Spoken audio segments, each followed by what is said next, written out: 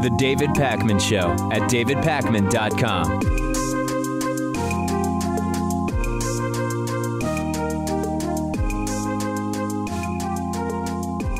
I am joining you today from Northampton, Massachusetts. Lewis is in the David Pakman Show studios in Boston, Massachusetts. More on that, probably on the bonus show, I guess. I want to get right into the news.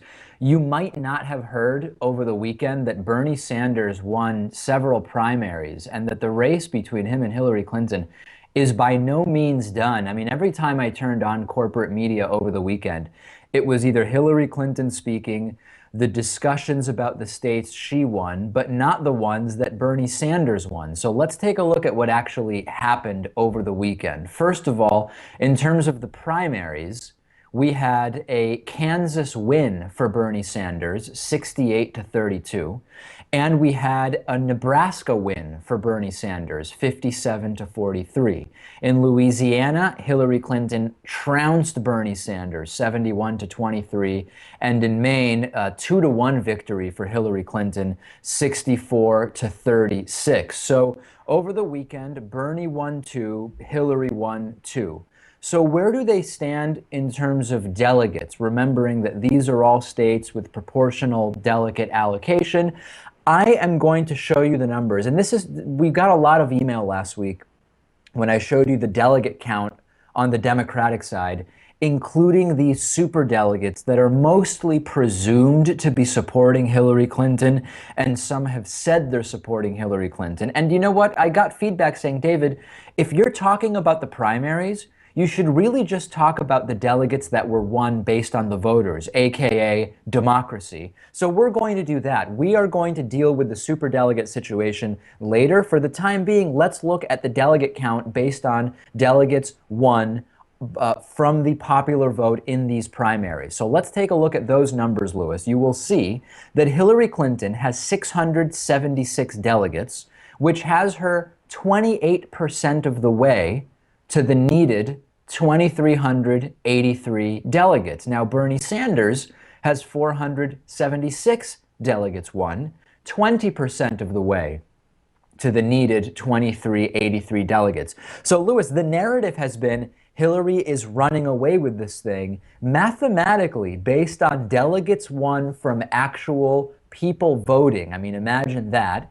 It's only a slight difference. Hillary Clinton 28% of the way to where she needs to be, and Bernie Sanders 20% of the way. Yeah, I think this makes me happy, of course, as a totally biased Bernie supporter here. I'm not sure what to add other than we are hitting those Bernie states, I guess, and it's going to be interesting to see if Bernie can defeat the establishment.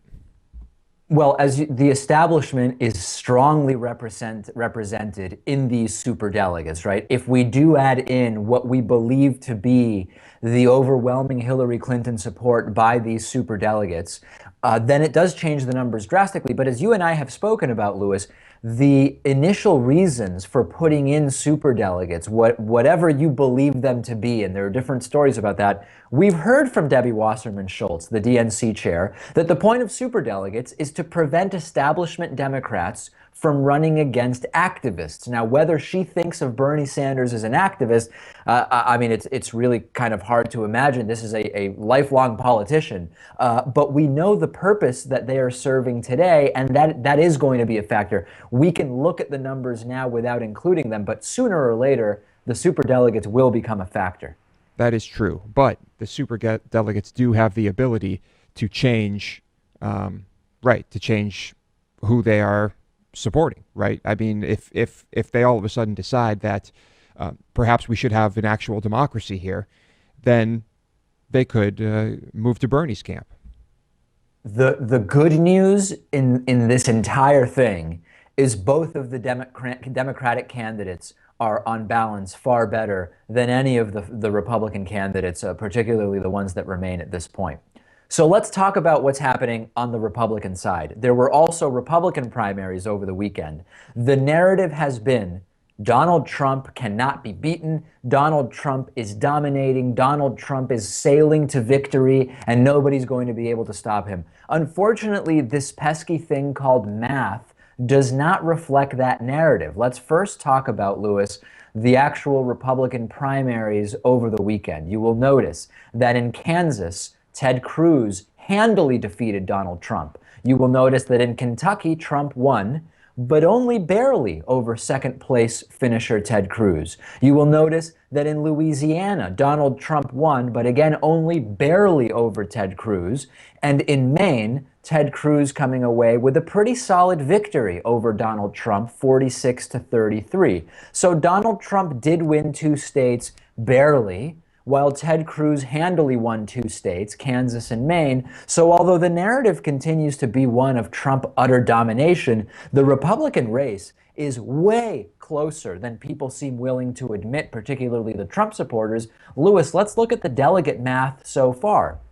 On the Republican side, the eventual nominee will need 1,237 delegates to secure the nomination.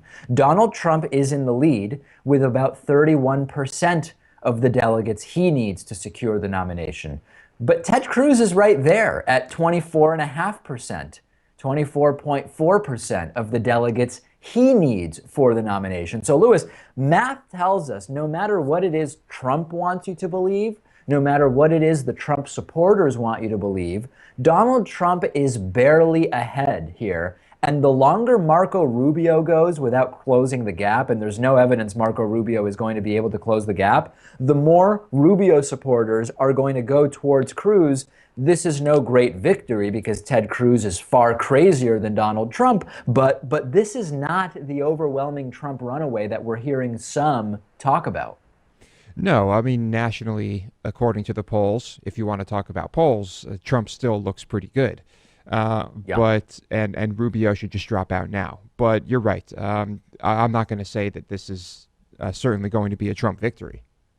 And let me be clear. When I say if I knew that the Republican would win, I would rather Trump, I don't say I'd rather Trump because I love Trump's ideas. What I am saying is Trump's campaign is far more of a farce that has been effective at coalescing some of the ugliest elements of the Republican Party. Don't get me wrong. Ted Cruz believes the insanity that he says. He believes, and his family believes, that he was anointed by God to be president of the United States to bring about the second coming of Christ. If I knew it was going to be a Republican in the White House, Trump's delusional ideas are just not going to get very far. It's broadly speaking concocted, Lewis. Ted Cruz really scares me in a genuine way.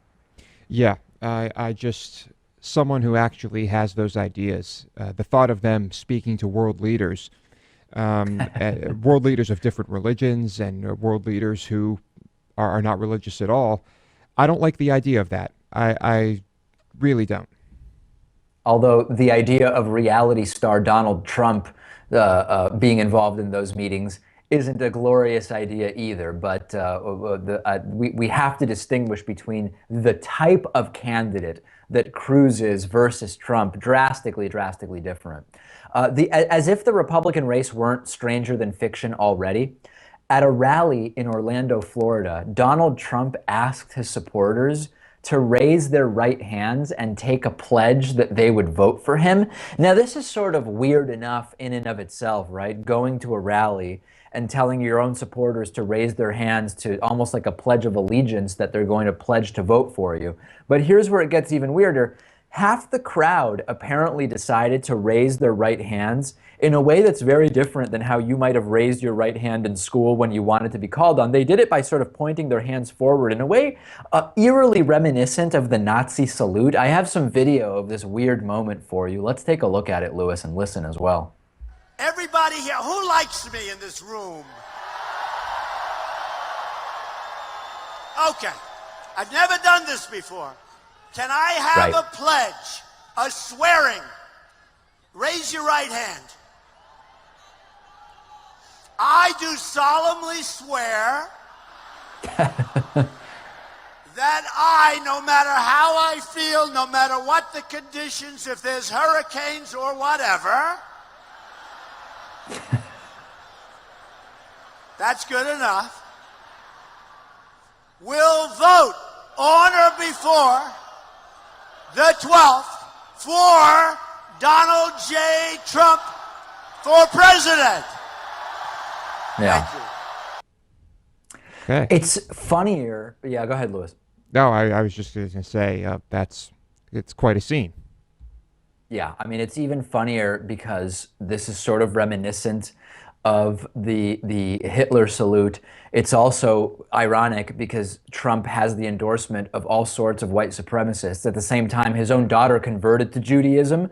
But at the same time, David Duke and Louis Farrakhan, two of the most notorious anti-Semites of the last 30 years, have endorsed Trump.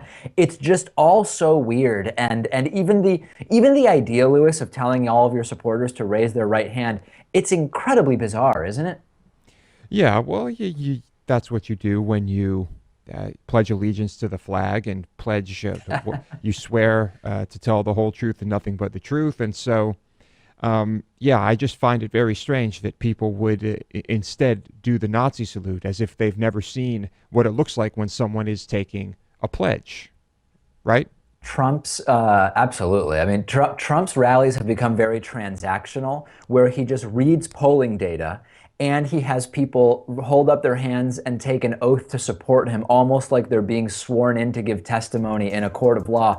These are very, very transactional rallies that Trump is giving, yet it doesn't seem to be helping his support. Send me your thoughts on this. I'm on Twitter at @dpacman. Louis is on Twitter at @LouisMotomedy. The David Pakman Show at davidpakman.com.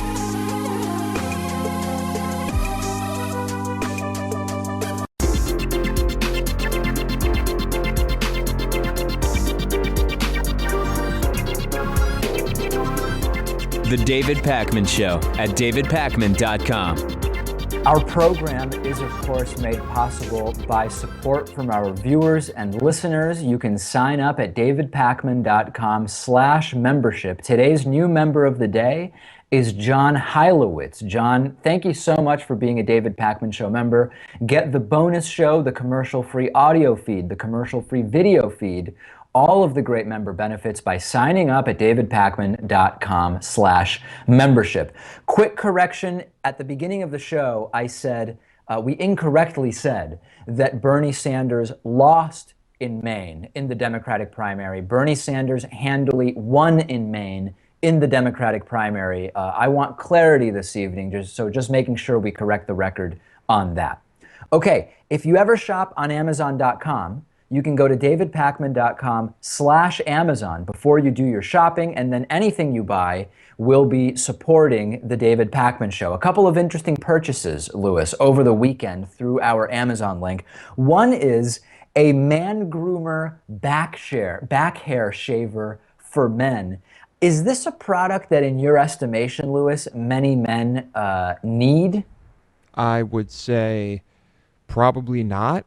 I mean, when you're at the beach or a pool, I don't think most men have a lot of back hair. Would you agree with me on that? Well, from what I've seen, yes, I would sort of tend to agree with you, but the entire manscaping industry is getting bigger and bigger. All sorts of different trimmers and buzzers and shavers and a variety of products. But I'm guessing, Louis, this is not an area you've dabbled in? I don't really know. I don't really need to. I'm not a hairy guy, you know? Also, some very, very expensive sunglasses purchased through our link. I find that, I don't know if it's just with age or what, the sun bothers me more and more when I'm out and it's sunny than it ever has. But at the same time, I've completely sworn off buying expensive sunglasses. The last expensive pair of sunglasses I bought, to me, were expensive. It was $140. The same day I went to play golf, which I also very rarely do because I'm terrible at it. Maybe because I don't play often, quite a vicious circle I've developed. And within 5 minutes on the golf course, the $140 sunglasses were just completely gone. So now I buy these $10 sunglasses, Louis, and they're horrible, but I seem to no longer lose them. So now I'm basically stuck with $10 pairs of sunglasses, but I don't notice that they're worse in terms of dealing with the sun. They're just very uncomfortable. Oh, yeah. Well, I also buy cheap sunglasses. I don't really use them that often now that I'm not really driving anymore. But Right. I have never bought expensive sunglasses. The last pair of sunglasses I bought, I think, cost me $10 to $15. I think I had them for 8 years or something like that. They were comfortable. They worked well. So why bother sitting on a $300 pair of sunglasses? Yeah, once I actually had a pair of sunglasses that went missing, and a week later, this was when I was still living at home with my mom. I was pretty young. A week later, she called me out to the garage, and somehow the pair of glasses was underneath the back right tire of her car after being completely missing for 7 days. And that combined with the golf incident, I'm done. $10 sunglasses for me from here on out. But remember, if you ever shop on Amazon.com, davidpakman.com/Amazon is the way to ensure that all of your Amazon purchases support the work we do at The David Pakman Show. All right, you knew that this was going to be a topic today. The Republican debate at the end of last week was an absolutely abortive freak show. We'll get to Ted Cruz later, but I want to start first with Donald Trump. At the Fox News Republican presidential debate last week, Donald Trump suggested that he has a large penis. This actually happened. This was an exchange about personal attacks that Marco Rubio had made on Donald Trump, and Rubio said that if anybody deserves to be personally attacked, it's Trump, because he's personally attacking others all the time. And then Donald Trump responded with people audibly gasped in the crowd and then cheered because they seemed to be eating it up, implying that not only are his hands not small, his penis is also not small. And Megyn Kelly was just so flummoxed by the entire thing that Fox News cut to when I say a wide shot, they cut to a shot that was almost out of the building to avoid showing the moderator reaction. And then she moved on and talked to Ted Cruz. So let's take a listen to that clip first. Well, I also happen to call him a lightweight, okay, and I have said that, so I would like to take that back. He's really not that much of a lightweight. And as far as, and I have to say this, he hit my hands. Nobody has ever hit my hands. I've never heard of this one. Look at those hands. Are they small hands? And he referred to my hands. If they're small, something else must be small. I guarantee you there's no problem. I guarantee you. All right. Okay. Moving on. Okay, Senator Cruz, you say that you are the true... Louis, you know how sometimes we say things are basically like a penis size contest, but it's an analogy? The Republican primary is now literally a penis size contest. Penis size is being discussed at debates. It is. I can't believe that this is the state of political discourse in the United States right now, but it has become a full-blown reality show, and well, why wouldn't it be? Donald Trump is there, right? It makes perfect sense. Yeah, this was the last bit of proof we needed that this is nothing more than a reality show on the Republican side. Meanwhile, last night in Flint, Michigan, Democrats having very substantive discussions on policy difference, on issues of race, on issues of class. The contrast has never been more noticeable. And I thought, what quote might sort of tell us, summarize what is going on right here on the Republican side? To quote the great Kurt Vonnegut, "True terror is to wake up one morning and discover that your high school class is running the country." He was probably referring more to people who were once in high school with us are now of the generation that are running the country.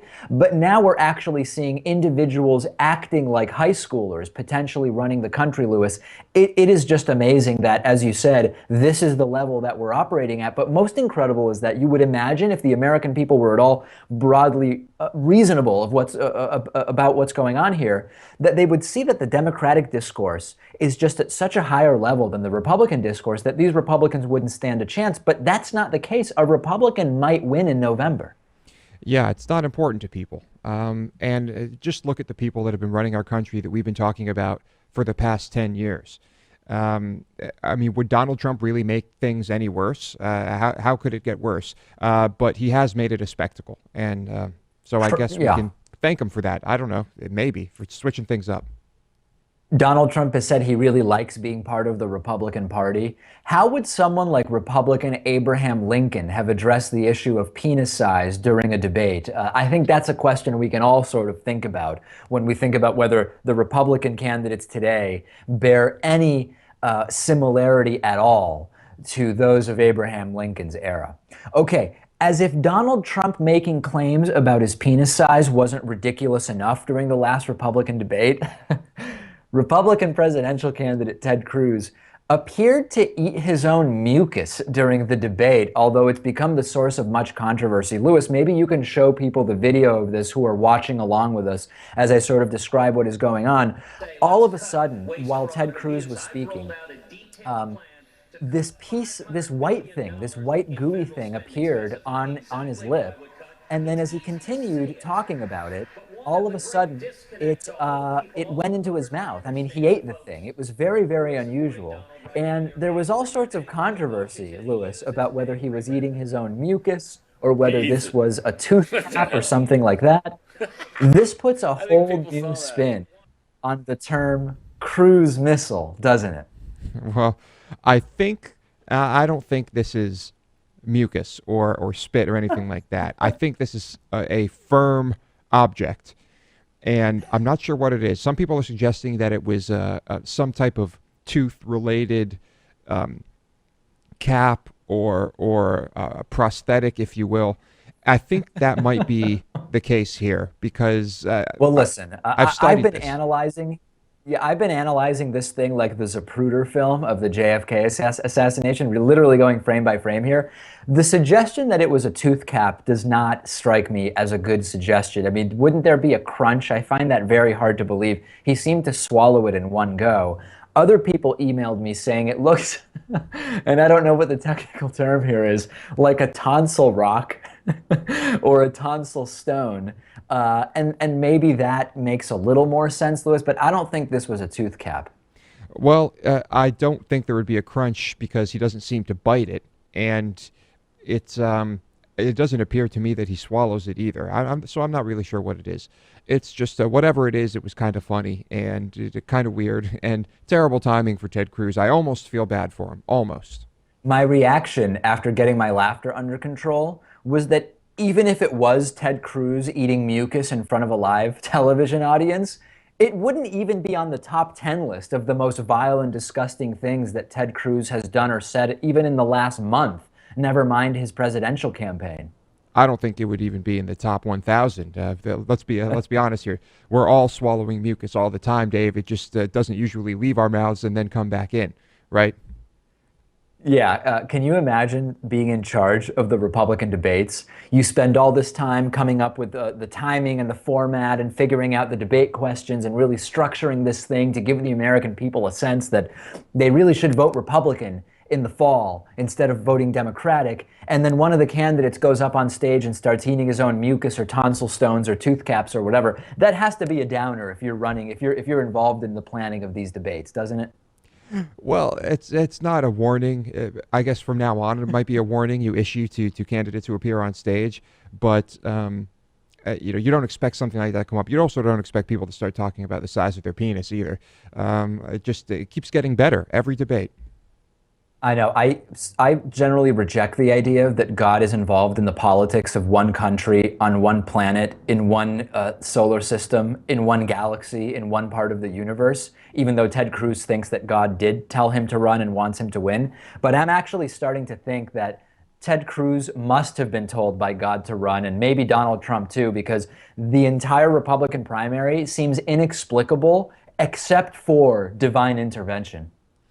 Well, I guess, are we saying that God has a really strange sense of humor, or maybe a sense of humor that's similar to ours? Because I guess if it's God intervening here, then he really wants us to enjoy ourselves and have a good time. Yeah, send me your thoughts about this on our Facebook page, facebook.com/David Pakman Show. The David Pakman Show at davidpakman.com.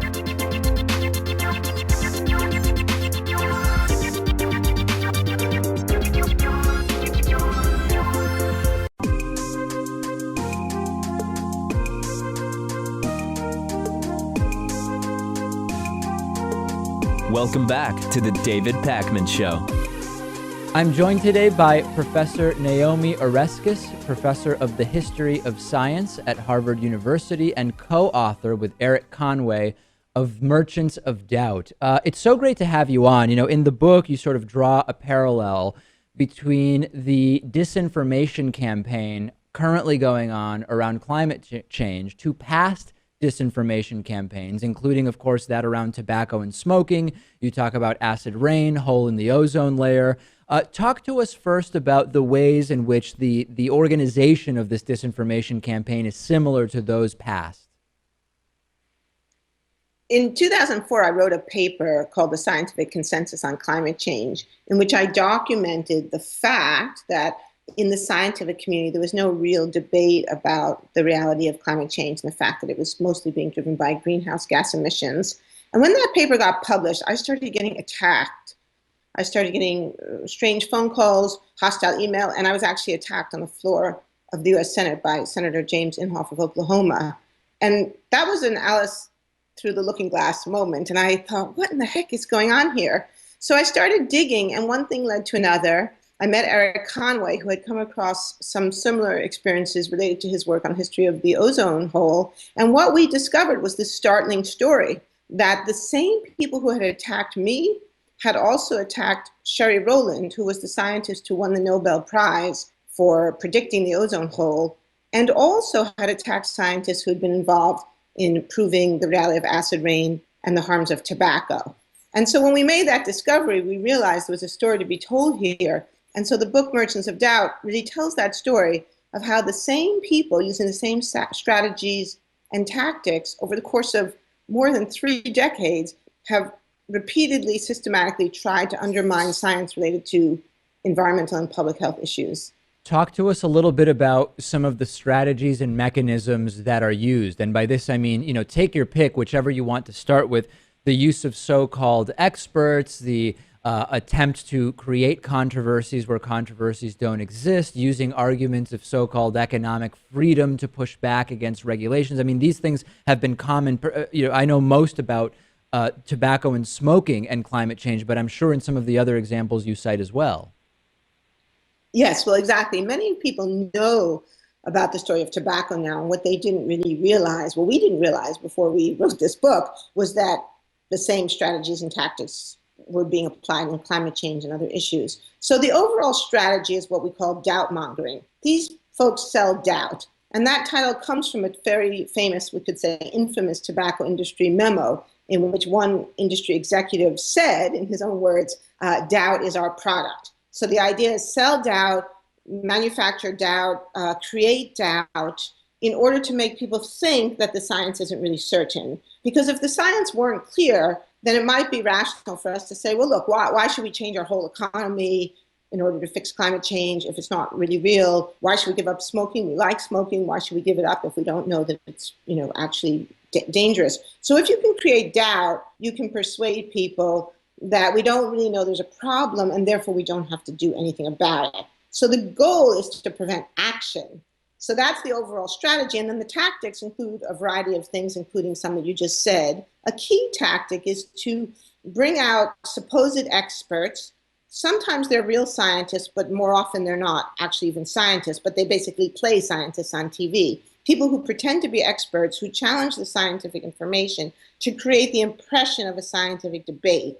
Sometimes these people are actually scientists, but they don't have training and credibility and expertise in the particular area. But journalists and the public, we fall for this because we see these people, they're scientists. We think, oh, well, that's a famous scientist. And what we don't realize is that actually this person has never done research and is not an expert in the actual topic that he is talking about. And I say he because there's also a strange gender element of this story, that it's almost always men. And that's an interesting and complicated question why that is, that we didn't actually address in the book, but we could talk about if you're interested.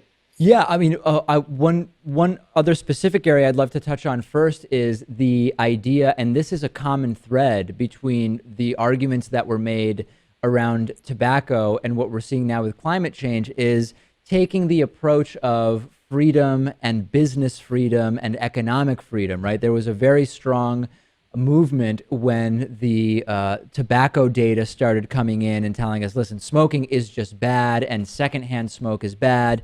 Restaurants and bars were sort of coalesced with the idea that, hey, we're all going to lose business if all of a sudden you can't smoke in our locations. And there was this catalyzing of the economic freedom movement. I need the freedom to do what I want to do with my business.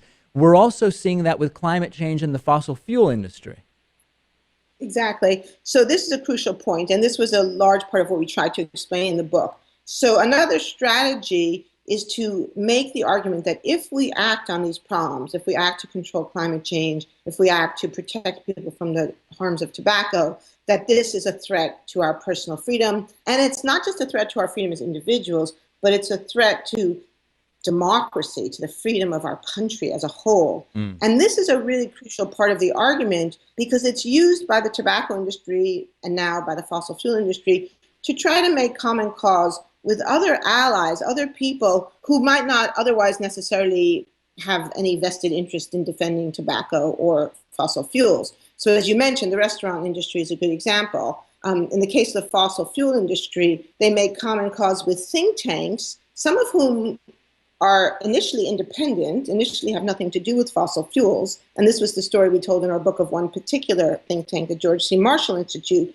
which was originally created for issues that had absolutely nothing to do with climate change, had to do with national security. But these folks are deeply anti-communist. They worry that government intervention in the marketplace will be a threat to freedom. And so they make common cause with ExxonMobil, who funds them heavily in the 1990s, and other regulated industries. And they begin to make this argument that any regulation at all, even a really reasonable one like trying to protect flight attendants from secondhand smoke, for example, or to protect children from the harms of secondhand smoke, they fight these regulations. And so you have a common cause being made with, on the one hand, industries that have an explicit vested economic interest in selling their product, and then other people who have a kind of what we could say more principled argument. We may or may not agree with it, but it's not necessarily pure economic. There's a political argument too, and these two come together. And this helps to explain why it's so powerful, because many Americans who might otherwise be suspicious of the tobacco industry and realize obviously they're trying to make money, or suspicious of ExxonMobil realize obviously they're trying to make money, but now it gets mingled with this argument about personal freedom that many of us are pretty sympathetic to. And so it begins to sound more reasonable than if we simply said, yes, I'm selling a product that's killing you, or I'm selling a product that's going to destroy the climate and, you know, kill and displace millions of people. Okay, you mentioned think tanks, and I want to follow sort of that thread.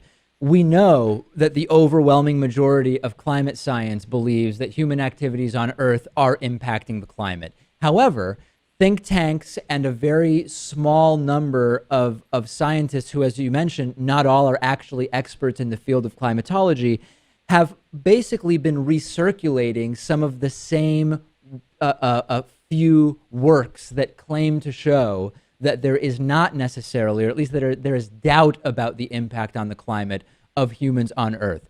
How do these relationships get forged? Do they come together where people say, okay, you care about freedom, we're anti-communist, here's a couple of scientists who are well funded by the fossil fuel industry, we all sort of have different interests, but let's all work together because we can all benefit from sort of casting doubt on climate change? I mean, is it that organized, or how do these relationships and doubt ecosystems get created? Yeah, well, that's a great question. It was one of the things we tried to answer in the book. And the answer is it's complicated, and it's not just one thing. So in the book, we came across a couple of really venal examples that are as bad as what you said, where, for example, the tobacco industry actually reached out to other regulated industries, and they created something called the Advancement of Sound Science Coalition, TASC.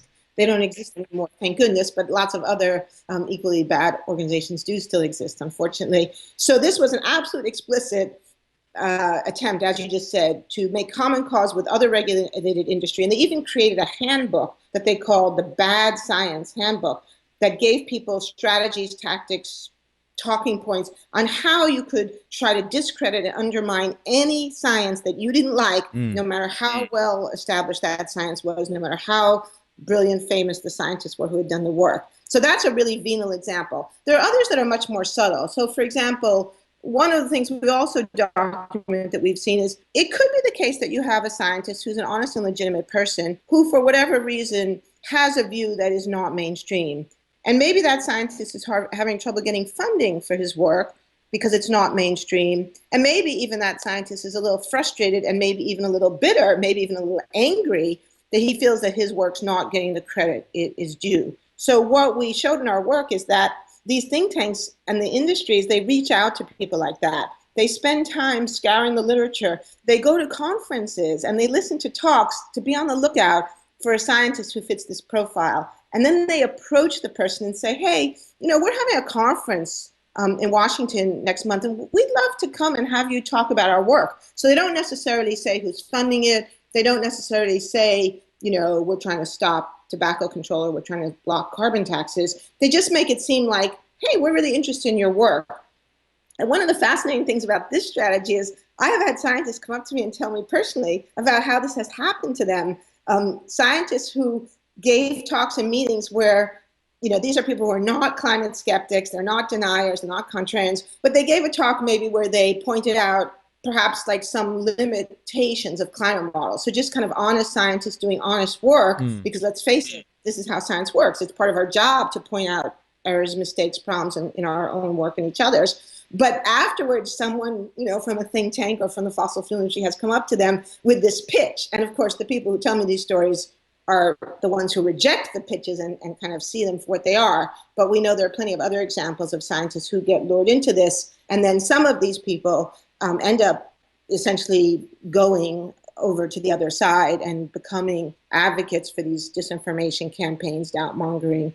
And then, it becomes a kind of mixture of, it might be ideological, it might be that they share the politics of these think tanks, it might be just ego, that they appreciate the attention that they're getting now. Now they get put on television, they might get invited to be on radio or on shows like this, or it may be money, because certainly in some cases, like the recent case of Willie Soon at the Harvard Smithsonian Institution, in some cases we know that these people have been paid quite substantial amounts of money. So we now know that Willie Soon received over $1 million from fossil fuel interests for his work. So yep, it's we've a covered him. combination. Certainly one of the favorites of that industry, that good old Willie Soon. I'll remind everybody, the book is Merchants of Doubt, co-written with Eric Conway. We've been speaking with Professor Naomi Oreskes, professor of the history of science at Harvard University.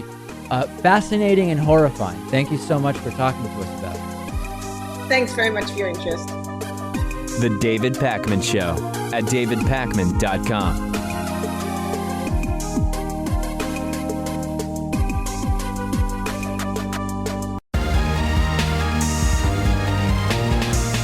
The David Pakman Show at davidpakman.com.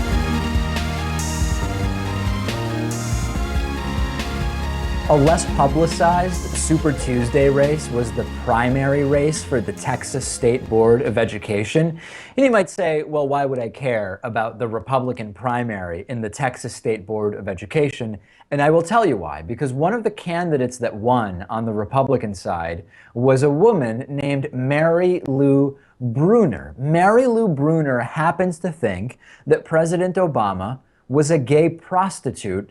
And apparently Republicans in Texas are okay enough with someone who thinks President Obama is a gay prostitute making decisions about their kids' educations. She put up a post on Facebook, which we will take a look at here, saying, Obama has a soft spot for homosexuals because of the years he spent as a male prostitute in his 20s. That is how he paid for his drugs. He has admitted he was addicted to drugs when he was young, and he is sympathetic with homosexuals, but he hasn't come out of the closet about his own homosexual, bisexual background. He hasn't quite evolved that much. Since he supports gay marriage, he should be proud of his background as a homosexual, bisexual. He is against everything else Christians stand for. He might as well be for infidelity. As Hemant Mehta writes, the Texas Freedom Network has even more background on Mary Lou Bruner, and it is nothing short of frightening. Let's take a look at that quote. Bruner has said evolution is a religious philosophy with propaganda supporting the religion of atheism. and that she says, and that scientists have ignored and hidden evidence that humans and dinosaurs walk the planet at the same time. Bruner thinks slavery was a minor issue in the Civil War. In July of 2014, she wrote that historians were biased against the Southern states and rewrote history books once everyone alive during the Civil War had died. She also thinks there's no need for Black History Month, Mexican American History Month, or any other formal recognition, I think they mean formal recognition of the historical contributions of minorities to the United States. Also, why does President Obama support LGBT equality? Because the president is gay himself. The most shocking thing, Louis, isn't that people with these ideas exist. I mean, we've been interviewing people with these types of ideas for years on the program. The shocking thing is that she has defeated her Republican rivals by a pretty wide margin. She didn't end up getting 50% of the vote, so there's going to be a runoff with the second place candidate in May. But Republicans seem to be supporting this lunatic. This is an utter laughingstock. This is how you would parody what is happening with the Texas Board of Education. But this is an unfortunate and very real situation that we're dealing with. Yeah, I think if I, as we say, were to accidentally have a kid and that kid were going to school, a public school in Texas, and this woman were to make the board, Dave, I think I would have to withdraw my child from Texas altogether. How could you not? This would push you to homeschooling, which is not something you would otherwise be thrilled to do. If I told you that the Texas Republicans want a woman who thinks Obama was a gay prostitute on their board of education, you might assume it was a Saturday Night Live skit, but then you might actually remember how the Texas Board of Education has gone a long way to ruining textbooks for the entire country with their boneheaded anti-science decisions. And unfortunately, some of the ideas of Mary Lou Bruner, I mean, the Obama was a gay prostitute thing, fine. That's not really part of the Texas Board of Education. But the anti-science stuff has been the calling card of the Texas Board of Education for years, and we've been covering it for years as well. Yeah, it doesn't seem to me that many of these people actually care about, I would say, about education. I mean, they just believe that their views should be forced upon kids. Well, I guess that's their view of education. That's what they call it. That's not what I call it. No, certainly not what anybody who is aware of science would call education. No doubt about that. Big show-related news, a couple of really exciting things. Over the weekend, the David Pakman Show surpassed the 200,000 subscriber mark on YouTube. I went back and looked at the statistics for our first month on YouTube. We really had no idea that it would become the huge platform that it has become for us when we first got on YouTube in September of 2009. In September of 2009, we had 711 views total. Now, I don't mean per video. In all of September of 2009, our YouTube channel had 711 views and four subscribers. We've gained more than 711 subscribers in a single day many times, and that was the number of total views we had in our first month. Most of our videos now get more than 711 views in the first hour after they go live. So Louis, I can't thank everybody who supports us on YouTube enough. 200,000 now, and 250,000 here we come. It's just hugely exciting. It is, and it's still shocking to me that people enjoy listening to us speak or find it interesting at all, but they do. And of course, YouTube is an incredible platform. It has helped our growth so much. Yeah, what can I add to that? Also, big news from last week, the podcast continues to grow. Last week, the week starting on, I guess it was February 28th. I think the week starts Sunday for our podcast statistics. Last week was the best week ever for the David Pakman Show podcast, and already two of the best 4 weeks in the history of the podcast have been in 2016. So we have only the audience to thank. Keep subscribing, listening to the podcast, etc. And of course, all of this fueled by the support from our audience for the membership program. So you can check out davidpakman.com/membership to vote with your dollars and support the work that we do. Okay, quick voicemail here from the Eggman. Our voicemail number is 219-2-DAVID-P. The Eggman called in commenting about this. If Bernie isn't the nominee, would you vote for Hillary or Trump thing that we started talking about last week? Here's what the Eggman had to say. Hey, Dave. Regarding the voicemail you played yesterday, it was awesome and 100% dead on. I want Bernie Sanders, but I want Trump over Hillary Clinton because I feel he is more progressive. A lot of people think that. It's not a small minority. It's bigger than you think. And I'll tell you what, as soon as Trump says, I'm going to legalize the marijuana on a national level and reclassify it, he's going to get way more Bernie Sanders supporters behind Trump when Sanders doesn't get it because, the Democrats have it all set up for Hillary. So I'm telling you right now, more people think like that caller thinks. And if Trump says anything about weed, it's over, okay? He's going to get a lot of votes. Hillary's going to have to do a lot of fixing to win this election. All that influence that she's got. Shalom, little brother. Love you. Luis, big boy. Okay. All right, yeah.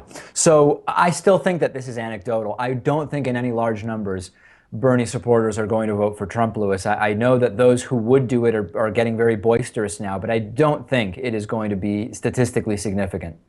Probably not.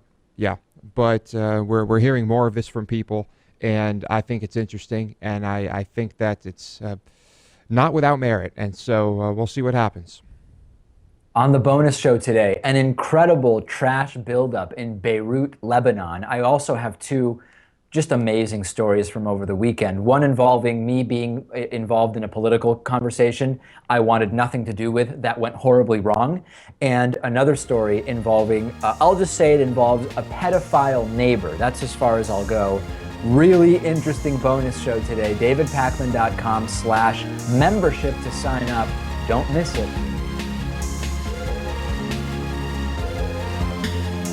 The David Pakman Show at davidpakman.com.